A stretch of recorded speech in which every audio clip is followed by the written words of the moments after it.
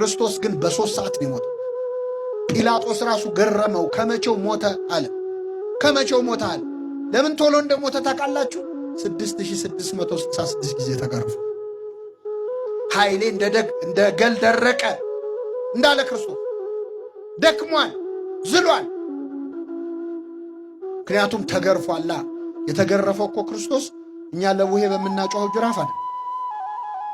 ሮማውያን የሚገርፉበት ጅራፍ እሾህ ያለበት እኮ ነው። ጅራፉ ራሱ ሚስማር ያለበት የሾሉ አጥንቶች አሉ። ሰውነት ላይ ካረፈ በኋላ ስጋ እየነጨ የሚነሳ። አንዳንዴ ስጋውን ነጭተው ድጋሚ ሊገርፉት ሲሉ ስጋውን አራግፈው ነው። ከዛ በኋላ የስቃይ ቀን ነበር። ስለዚህ በ3 ሰዓት ውስጥ መስቀል ላይ ስጋ የተሰቀለ እኮ ነው የሚመስል። ባየነው ጊዜ እንወደው ዘንድ ደም ግባት የለውም፣ መልክና ውበት የለውም ነው የሚለው እኮ። መልክና ውበት ብቻ አይደለም፣ መልክም አልነበረው። ሲያዩት አይመስልም፣ ተሸፍኗል በደም። በዛ ሁኔታ ላይ ያለ ዮሴፍና ኒቆዲሞስ ተነሱ። ኒቆዲሞስ በቃ ማታ እስኪመሽ አልጠብቅም አለ። ዛሬ ነው በአደባባይ እምነቴን የምገልጸው። ይገርማል። እንዴት አይነት ጻድቅ ነው ኒቆዲሞስ! ሐዋርያ በፈሩበት ቀን ደፈረ። ስልጣኔ ገደል ይግባል፣ ሀብቴ ለዚህ ቀን ካልሆነ ለምን ይሆናል? ተው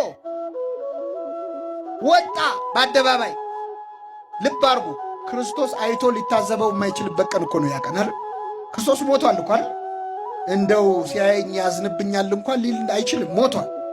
በሞተ ሰዓት ሐዋርያ ሆኖ ተነሳ ኒቆዲሞስ። ከዮሴፍ ጋር ተነስተው ወደ ጲላጦስ ሄዱ ይላል። የኢየሱስን ሥጋ ለመኑት። እስኪ በሉ የኢየሱስን ሥጋ ለመኑት። የክርስቶስን ሥጋ ለመለመን ያብቃ። ለሁላችን ሥጋውና ደሙን ይስጠን። እነሱ የለመኑት ጲላጦስን ነው። እኛ የምንለምነው እሱን ራሱን ነው፣ ባለቤቱ። ሥጋህን ደምህን ስጠን ለስርየት እንዲሆነን እያልን